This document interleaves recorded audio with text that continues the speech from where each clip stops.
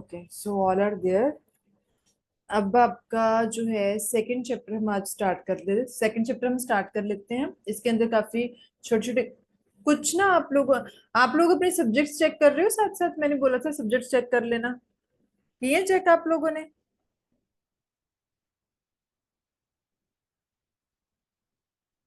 Hello, subjects check किए आप लोगों ने कि नहीं? No ma'am. सब्जेक्ट्स डियर आप लोग जरूर चेक करो, आपको पता हो आपको सब्जेक्ट्स कौन से हैं और आपका कौन सा सब्जेक्ट हो गया है, कौन सा चल रहा है। ये आपको बड़ा जरूरी पता होना चाहिए। ये आपका सब्जेक्ट है और उसकी बुक्स भी चेक करो। और डेली जैसे अब मैं आपको टीच करवा रही हूँ तो साथ साथ अपने टॉपिक्स भी देखो, क्योंकि कुछ टॉपिक्स ऐसे हैं जो मैंने आपको बुक में से ही देने हैं कि ये आपके बुक में है, क्योंकि कुछ वो वाले मतलब इनबिल्ट उन्होंने कुछ ऐसे टॉपिक्स डाले हुए हैं जो वहां से ही आपने रीड करने हैं। कुछ केस स्टडीज जो है, केस स्टडीज वैसे उसके अंदर उन्होंने कुछ लिखी होती हैं, कुछ टॉपिक्स दिए हैं, तो वो मैं वहीं से मार्क करवाऊंगी। अपनी बुक्स भी ओपन किया करो साथ साथ में, आपको पता चले कि हम लोग ये चैप्टर कर रहे हैं, इसके अंदर गिवन है और हमने यहाँ से रीड आउट करना है। चलो, anyways let's start now with your second chapter. अब हमारा सेकंड चैप्टर है डिफॉरेस्टेशन। अच्छा, अभी अभी अभी हमने पढ़ा कि deforestation, what is forestation according to you? अभी क्या पढ़ा हमने? डिफॉरेस्टेशन क्या होती है? जनरली भी हम लोग डेली पढ़ते हैं, न्यूज में आता है, हम लोग डेली पढ़ते ही हैं। डिफॉरेस्टेशन क्या होती है?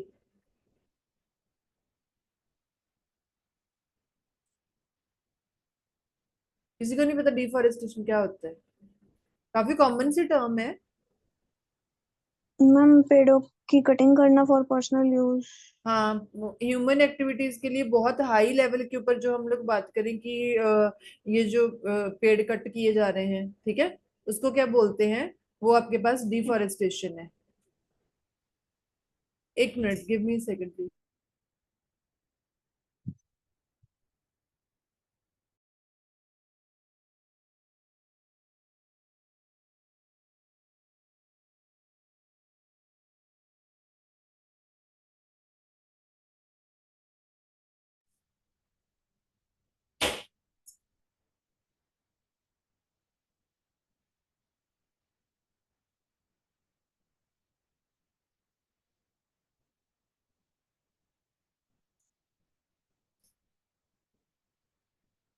हाँ जी।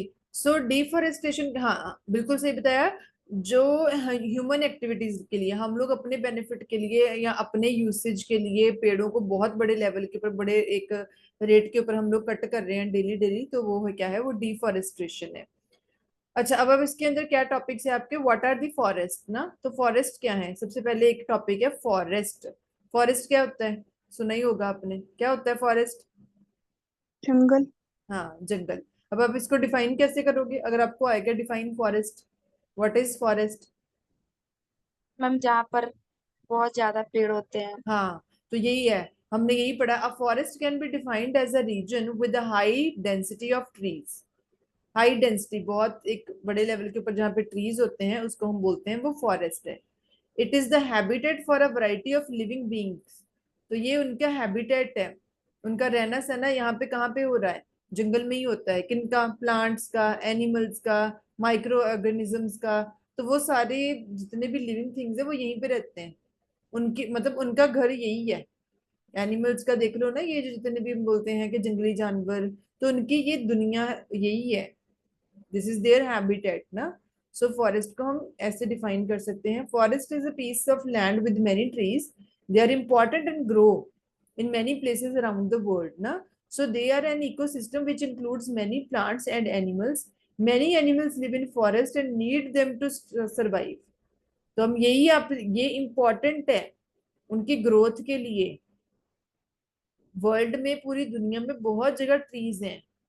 सो एक तरह का वो इकोसिस्टम है जहाँ पे क्या है, प्लांट्स भी हैं, एनिमल्स भी हैं।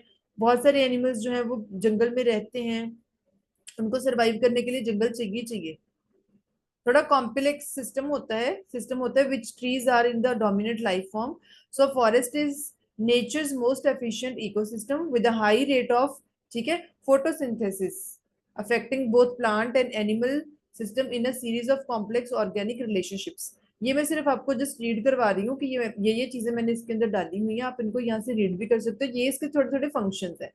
तो ये मतलब जंगल जो है हमें पता है कि हाँ बहुत इंपॉर्टेंट है वाइल्ड लाइफ की सर्वाइवल के लिए, even for the survival of man kind.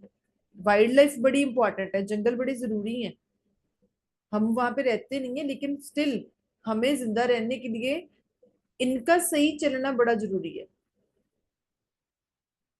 ठीक है, यहाँ पे प्लांट्स एनिमल्स ये उनकी लाइफ, उनका लाइफ साइकिल है, but it is quite essential for ours too. ठीक है, तो सिंपली हमने पढ़ा कि जंगल क्या होते हैं। अच्छा, अब हमने ये तो पढ़ लिया, हमें पता है कि जंगल क्या होते हैं, फॉरेस्ट क्या होते हैं।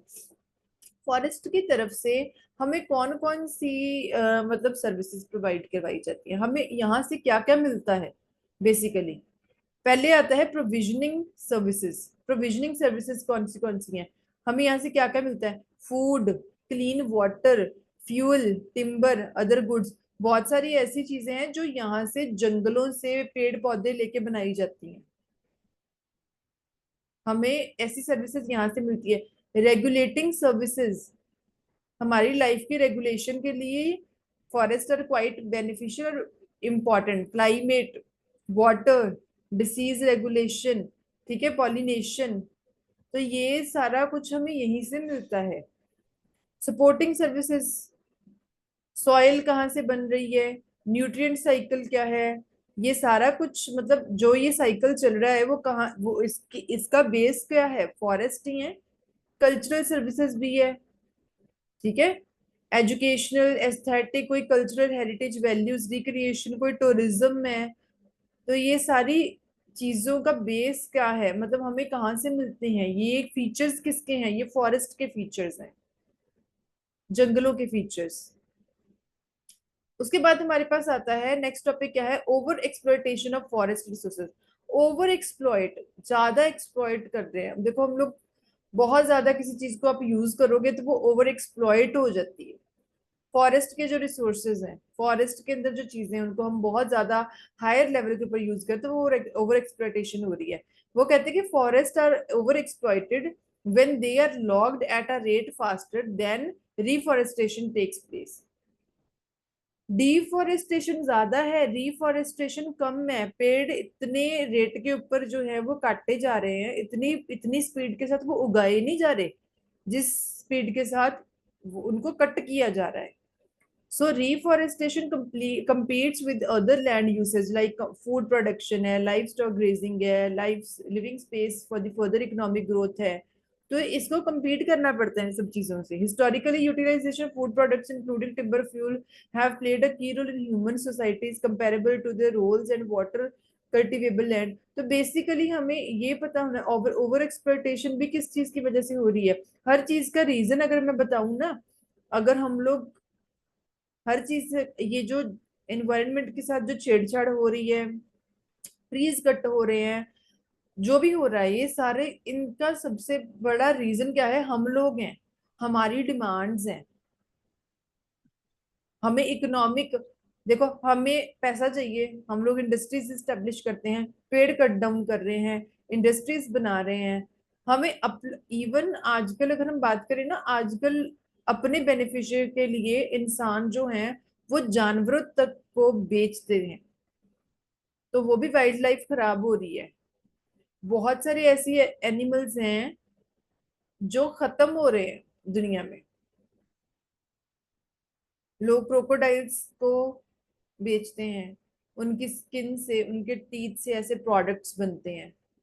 सो सिमिलरली मतलब ये जो जितने भी रिसोर्सेज हैं, चाहे प्लांट्स हो गए, ट्रीज हो गए, सॉइल होगी, इनको यूज कौन कर रहा है, हम लोग ही यूज कर रहे हैं इकोनॉमिक पर्पसेस के लिए। तो ये ओवर एक्सप्लोइटेशन है, ठीक है, जिसको हम अपने पर्पस के लिए हम लोग इसको यूज कर रहे हैं। व्हाट इज डिफॉरेस्टेशन, हम लोग ऑलरेडी पढ़ चुके हैं। It can be defined as a large scale removal of trees from forest ना। तो ये हमने पहले ही पढ़ लिया कि डिफॉरेस्टेशन क्या है, पेड़ों को बहुत बड़े लेवल के ऊपर कट किया जा रहा है, बहुत एक हायर रेट के ऊपर कट किया जा रहा है। अच्छा, अब डिफॉरेस्टेशन के वो कहते हैं कारण क्या है, आज हम ये टॉपिक अभी कवर कर लेते हैं। अब डिफॉरेस्टेशन हो रही है, हम लोग पेड़ कट तो कर रहे हैं, लेकिन क्यों कट कर रहे हैं, किस चीज की वजह से कट कर रहे हैं हम लोग, क्या इसके रीजंस हैं। आपको ये 10 मार्क्स में क्वेश्चन आ सकता है, what is deforestation and what are the causes of this. Deforestation हमें समझ लग गई है, आप इसको लिख सकते हो, डेफिनेशंस मैंने डाली हुई हैं। डिफॉरेस्टेशन के कारण क्या है, what are the reasons, what are the major causes behind deforestation in the world. Logging, ये देखो, ये जो लकड़ियां है ना, ये ऐसे जब पेड़ों को ऐसे कट किया जाता है, ये लॉगिंग, हमें पता है logging activities are very common, destroy the livelihood of the people depending on the forest. So जो वुड बेस्ड इंडस्ट्रीज होती हैं, जिनको लकड़ी चाहिए, ऐसी इंडस्ट्रीज, पेपर बनता है लकड़ियों से बनता है, मैच स्टिक्स, फर्नीचर, तो इनके लिए वुड सप्लाई होनी है, ये लॉगिंग है, ये देखो। It is used as fuel most commonly and so large amount of trees are cut down for the fuel supply. Firewood, charcoal, they are used as a fuel, तो ये cut down किया जा रहा है, logging. ठीक है, agricultural activities हैं, obvious सी बात है, एग्रीकल्चरल एक्टिविटीज है, conversion of forest into agriculture land, जंगल जो है उनको कट करके ऐसा लैंड बनाया जा रहा है जहां पे फसलें उगाई जा सकें। So it is a big reason for the deforestation due to over growing demand for the food products, many trees are chop down for the crops, और कैटल ग्रेजिंग के लिए भी होता है।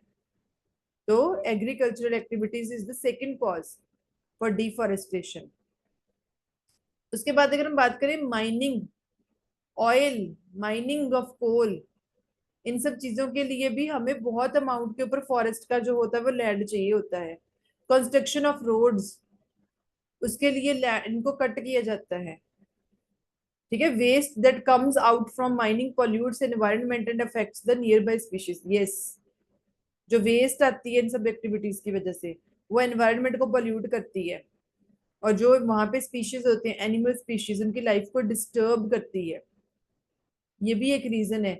और रीजन क्या हो सकता है, अर्बनाइजेशन, मॉडर्नाइजेशन जो हो रही है, पॉपुलेशन ग्रो कर रही है, हमारी डिमांड्स बढ़ रही हैं बहुत बड़े लेवल पे, फॉरेस्ट जो है वो कम हो रहे हैं। ठीक है, और रिक्वायरमेंट्स हमारी, हमें रोड्स चाहिए अच्छी अच्छी, हमें बहुत अच्छे हाउसेस चाहिए, मिनरल एक्सप्लॉइट किया जा रहा है, बहुत सारी इंडस्ट्रीज चाहिए। तो इसकी अर्बनाइजेशन जो डेली बढ़ रही है, इतनी मॉडर्नशिप बढ़ रही है, उसकी वजह से हम लोग लैंड कट जो है वो खराब कर रहे हैं। टिम्बर प्रोडक्शन आ जाती है आपके पास। ठीक है, timber production, it uses a lot of timber and so deforestation increases. बहुत सारे रॉ मटेरियल के लिए टिम्बर्स चाहिए होते हैं, जो पेड़, जो मैंने पहले दिखाए हैं पिक्चर के अंदर, तो वहां पे भी इसको यूज किया जाता है।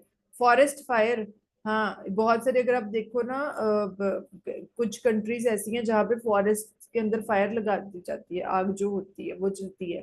तो उसकी वजह से आप लोगों ने सुना होगा बहुत टाइम पहले ऑस्ट्रेलिया के जंगलों में आग लग गई थी, या आग लगा दी जाती है, तो उसकी वजह क्या होता है, देखो पेड़ जल जाते हैं, इवन वहां के जो एनिमल स्पीशीज है वो खत्म हो जाती हैं। So we loss a large number of trees each year due to fires in the forest in various portions worldwide. So it happens due to extreme summers and winters. Yes, कई बारी summers में आग भी लग जाती है बहुत ज्यादा। अच्छा, अगर समर्स का भी हम रीजन बोले ना, डे बाय डे गर्मी बहुत बढ़ रही है, उसका मेन रीजन क्या है, डिफॉरेस्टेशन। पेड़ जो है बहुत बड़े लेवल के ऊपर कट किए जा रहे हैं, इतने ज्यादा लेवल के ऊपर कट करोगे, पेड़ ही नहीं है हमारे पास, तो हमें गर्मी गर्मी ही हो रही है डे बाय डे। समर्स में जो टेम्परेचर है वो इतना क्यों बड़ा होता है, इसकी वजह से ना। So the fire caused by man और nature, it results in a huge loss of forest cover ना। So these are the main reasons for what, for the deforestation. यहां तक समझ में लग गया। Yes ma'am. चलो, अब नेक्स्ट के टॉपिक जो है वो हम लोग कल कवर करेंगे। ठीक है, कोई टॉपिक ना समझ में आया हो, आप मुझे मैसेज भी कर सकते हो, या आप लेक्चर्स भी सुन सकते हो, नोट्स भी पढ़े हैं, प्रिपरेशन शुरू कर दो साथ के साथ इन सबकी। ठीक है, चलो Okay, dear, I'm going to end the meeting. Any doubt or any query? No, ma'am. Okay, dear. Bye bye. Take care. Have a nice day. Ma'am.